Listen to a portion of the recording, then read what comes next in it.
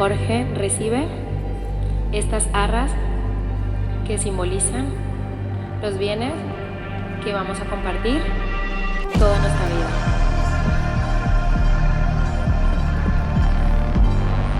Maye recibe estas arras que simbolizan los bienes que vamos a compartir toda nuestra vida.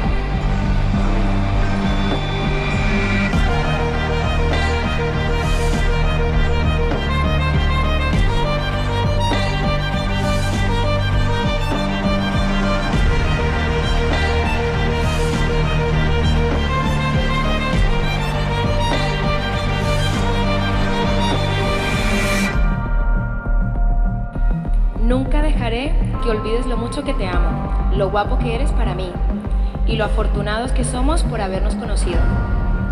Y el hecho de coincidir contigo en esta vida es algo por lo que viviré agradecida siempre.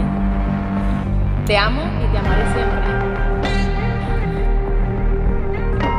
Yo, Jorge, te recibo a ti, Maggie, como esposa y me entrego a ti y prometo serte fiel en la prosperidad y en la adversidad, en la salud y en la enfermedad, y así amarte y respetarte todos los días de mi vida.